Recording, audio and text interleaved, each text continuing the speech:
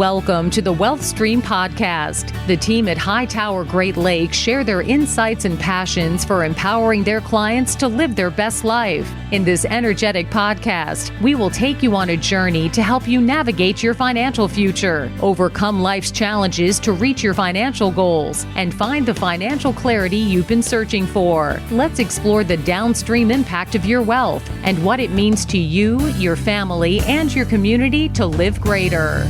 Hello and welcome to the Wealth Stream with Tim Scannell from Hightower Great Lakes. Good afternoon, Tim. It's good to be back with you. Oh, thank you very much, Eric. It's always fun talking to you. Like it. Yeah, I'm excited because today's topic is a little bit different than I think anything we've ever talked about before, right? Yeah, I mean, you seemed like an artist, you know.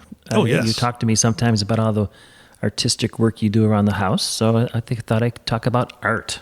Yeah, I don't know if Crayola is still a big medium out there, but I'm working on it. Exactly. Well, art is in the eyes of the beholder. That's what my mom always told me. So that's right. I'm sticking with that. That sounds good to me. So we're talking about art today. All right. So what about art? Well, I'll tell you why it recently came up. So okay. I have a client who now in the winter spends time in Arizona, which, is nice because it's warm. Yes. And then in the summer, they're up in Petoskey, Michigan. So have you ever been to northern Michigan, Eric? I have not. Southern Michigan, yes, but northern Michigan, I hear it's kind of cold.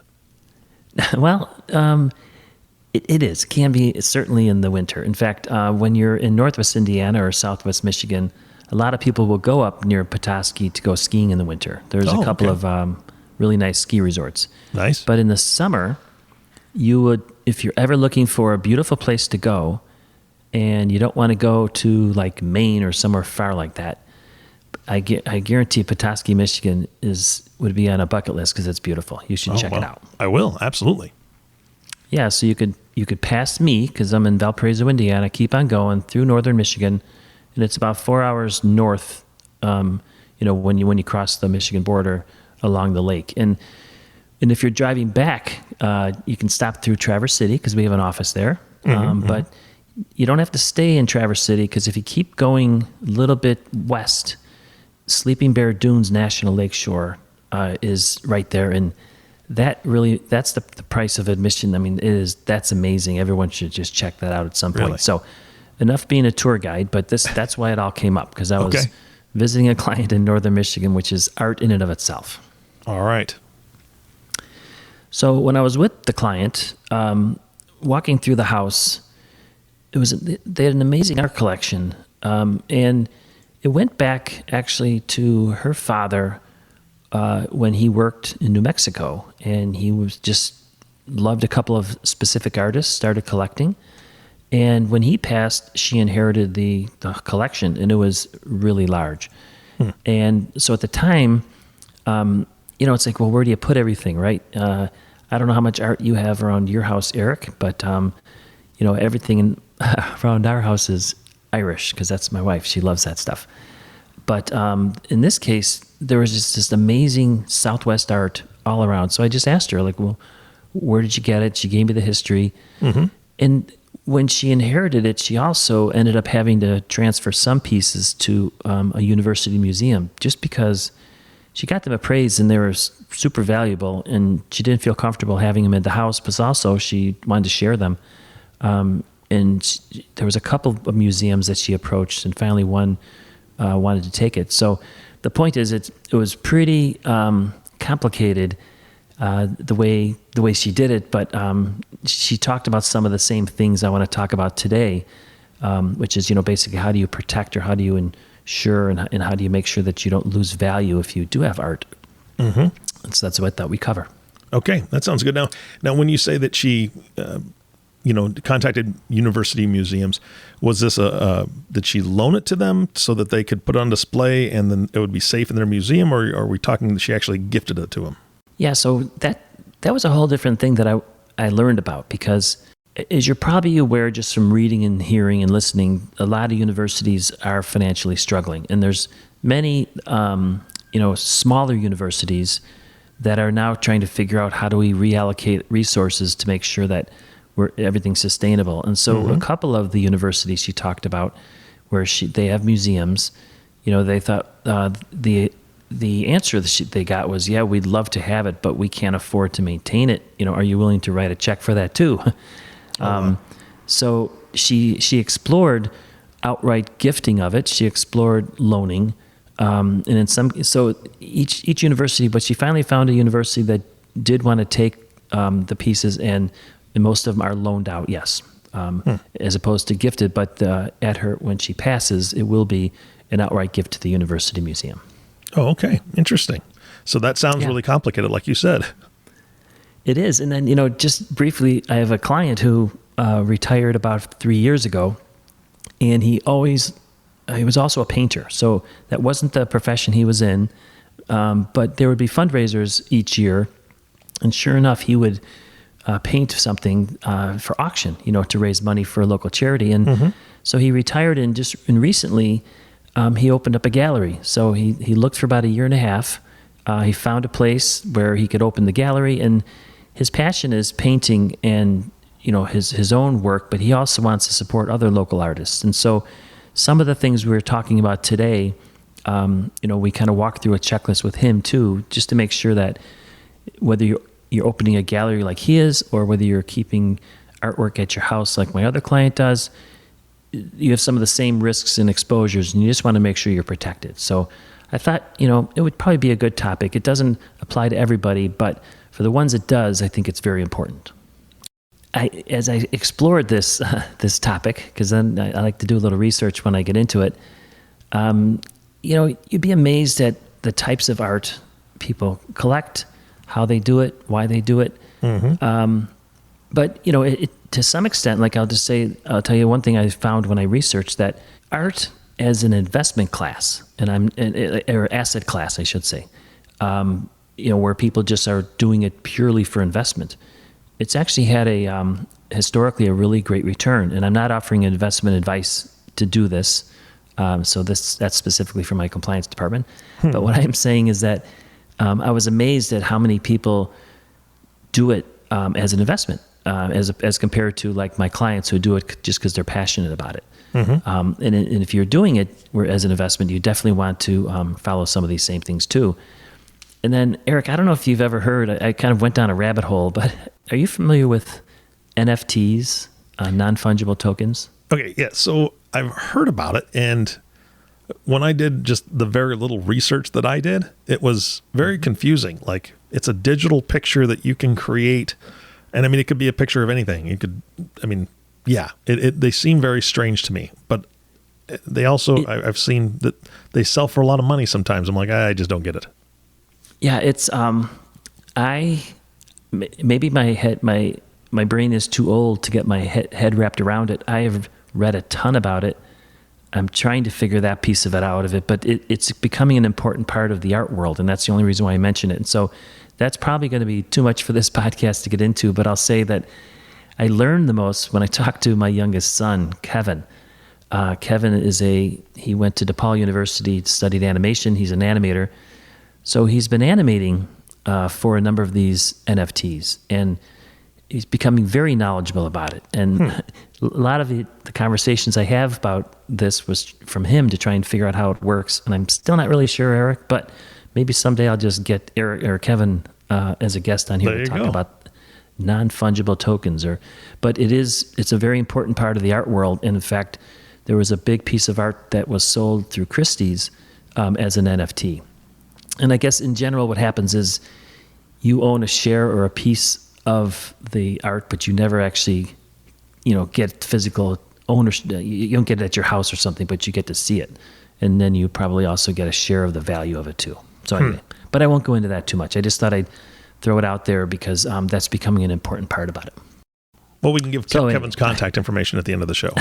Exactly. We can't do that. No, we can't. We can't. But I'll just talk about a couple of key mistakes that I found when people are trying to insure and protect their art. Okay. So, ready? Yes. Number one, not having the right type of insurance policy, which seems, like logical, but in part of our professional network, I work with a great high net worth insurance professional in Chicago. And one of the things that she told me, and she kind of helped me with the research and the podcast, was it's super important to have the right type, the right coverage. If you have an art collection, oftentimes people have art, but they don't really know the true value of it. So that maybe they're not experienced collectors. Something becomes valuable and they don't really track it. But in general, homeowners policies completely exclude fine art apparently, and limit the coverage. So if you have it, you really have to work with a specialist insurance advisor, property and casualty insurance advisor, because you typically apparently want to separate the fine art. You want to identify it, and you also want to just make sure that it's fully underwritten. Somebody comes out and values it, et cetera. Because if something goes wrong, you're not going to get it. And so she told me about a couple stories that, where there was either a client that didn't have true proof of ownership, right? I mean, so they bought a piece of art. They didn't really keep the documentation in terms of where they paid for it and how much. And they eventually got that information, but it took a long time and a lot of information to get it. So, just even things like that, just document and make sure it's identified when you insure it. Yeah. Well, it's interesting because didn't even remember this until you were just talking about it. I had friends of ours that they received it was a statue or a carving, I guess, from their father, and he gave it to them. It was very, very valuable. They didn't realize quite how much. I mean, he kind of alluded to it, said, make sure you have insurance and so on and so forth. And our friends thought that they had proper insurance on it. It was in their home for a year and a half with three young boys running around there and everything. Luckily, nothing ever happened to it. But when the dad came for a visit, he said, wait a second. I mean, it was just sitting out, right? Like it could have been knocked over at any time kind of thing.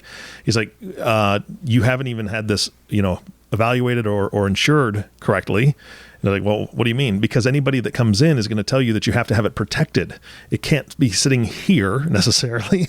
It's got to you have to do something. And I don't know what that is. Again, I'm not an expert on this, but he was pretty flabbergasted that they just had it sitting out where the boys could possibly knock it over and that would be it, and that wouldn't be insured. Peanut butter and jelly on it, right? Yeah, exactly. Yeah. So anyway, so they made some changes very quickly, and they figured out, let's just give it back to dad until the boys are older, which they did. So he took it back with him and just had it as his house, protected and everything else. But yeah, it was a learning curve for them because they'd never had any art. I certainly don't. You asked, my art taste. Most of ours is hanging on the fridge from the grandkids. So that's where my art hangs in our house. Yeah, no, us either. I mean, we have some Bleak and Waterford, from Ireland, but I don't think that's worth. They're going to be super valuable, but people do have it and don't realize it, and they don't really take care of it. So you need to insure it. Yep, absolutely.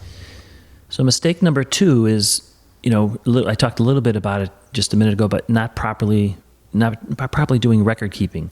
So, if your collection's small, you could certainly do it yourself. Where did you get it? And then periodically get an appraisal of it, things like that.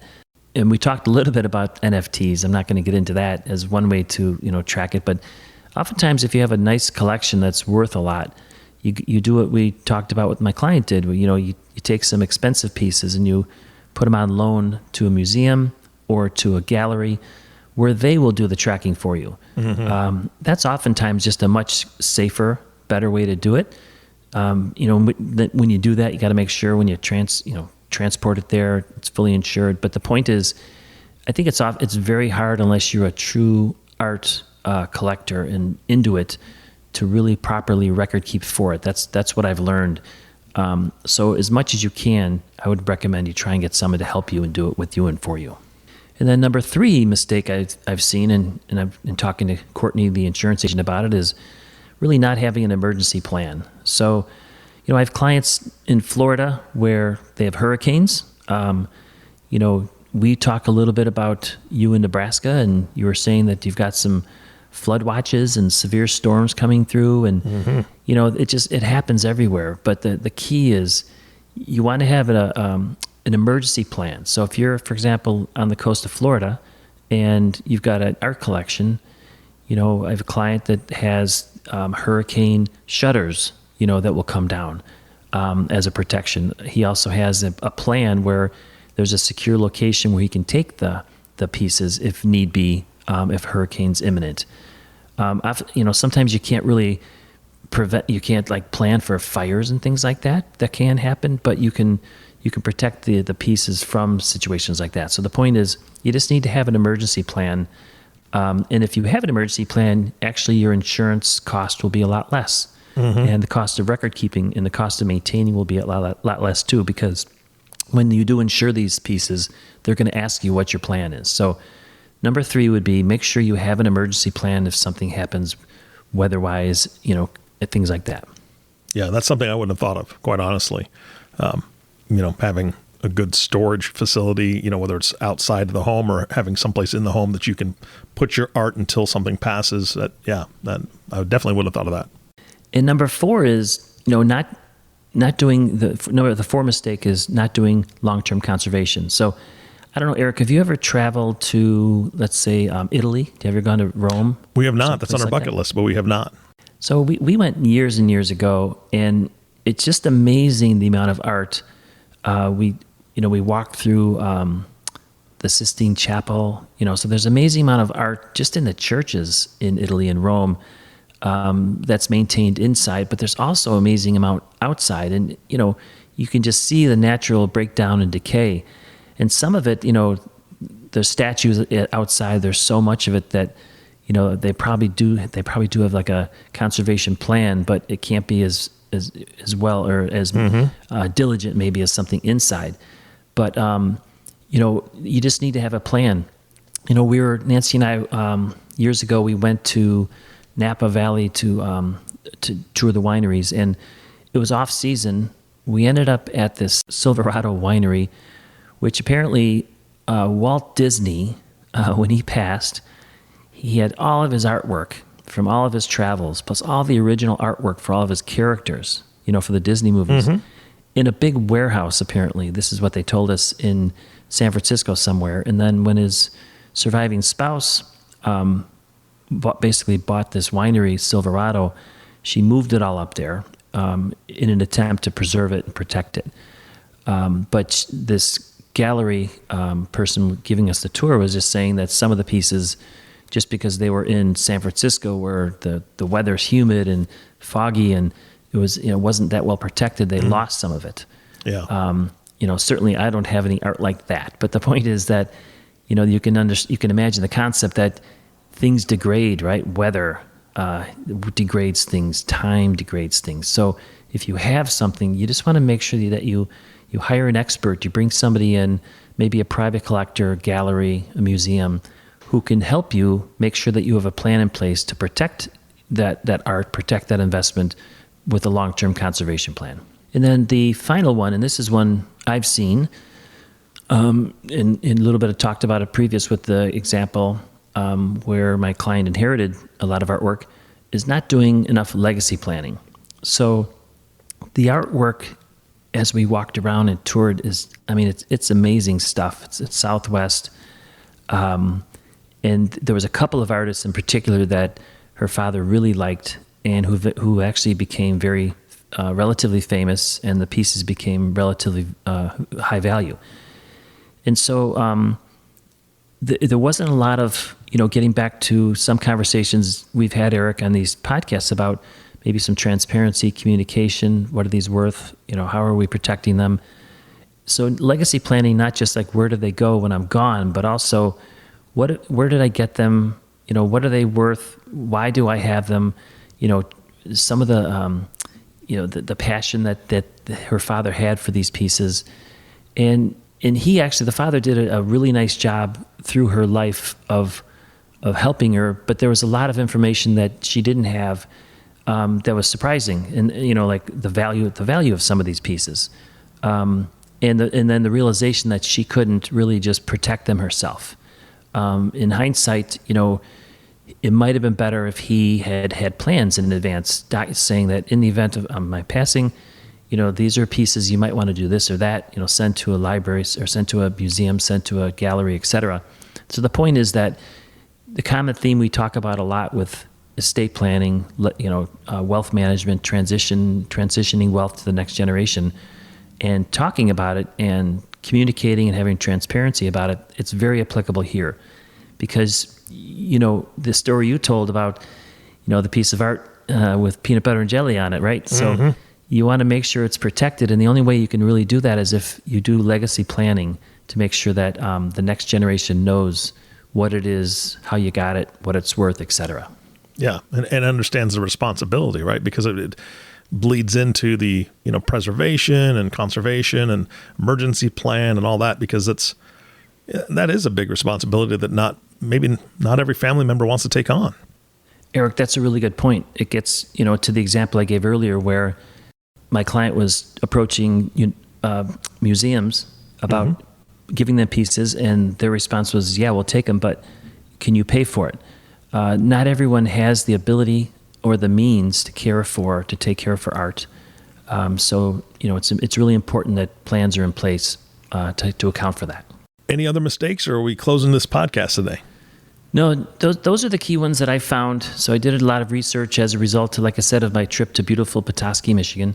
But the good news, I think, is if you have good insurance, you have good record keeping, or somebody who helps you with that, you have a good emergency plan and a conservation plan, or somebody who can help you with that, you can take this tremendous art that you're passionate about and pass it on for future generations in great shape. And so those are the key takeaways that I would leave people with is find a expert, specialist, high net worth property and casualty agent. They're not easy to find, but they're out there. And if anyone wants some recommendations, I'm glad to send them to them because they can really help you with the guidelines and the checklist to implement some of the things we talked about to avoid these mistakes.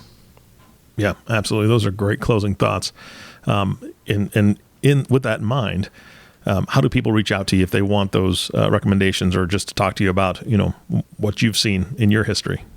Sure. So I'm a managing partner at Hightower Great Lakes, and they could reach me at 219-531-4941, and we can schedule a time to talk. I could also offer a number of resources and people they can talk to, especially the property and casualty agents.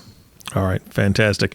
Tim, again, always a pleasure. Thank you so much for your time. I got a little bit more insight into your art style and your travels. So thanks. Exactly. All right. And of course, our last thank you is to you, the listening audience. Thank you so much for tuning in and listening to the Wealth Stream Podcast with Tim Scannell. If you have not subscribed to the podcast yet, please click the subscribe now button below. This way, when Tim comes out with a new podcast, it'll show up directly on your listening device. This makes it really easy to share these podcasts with your friends and family. Again, thanks so much for listening today. For everyone at Hightower Great Lakes, this is Eric Johnson reminding you to live your best day every day. And we'll see you next time. Thank you for listening to the Wealth Stream Podcast. We hope you gained some valuable insight that you can apply to your life and share with others. Please don't forget to subscribe below to be notified when new episodes become available. And don't forget to live greater. The information covered and posted represents the views and opinions of the guest and does not necessarily represent the views or opinions of Hightower Great Lakes. The content has been made available for informational and educational purposes only. The content is not intended to be a substitute for professional investing advice. Always seek the advice of your financial advisor or other qualified financial service provider with any questions you may have regarding your investment planning. Hightower Great Lakes is a group of investment professionals registered with Hightower Securities LLC, member FINRA and SIPC, and with Hightower Advisors LLC, a registered investment advisor with the SEC. Securities are offered through Hightower Securities LLC. Advisory services are offered through Hightower Advisors LLC.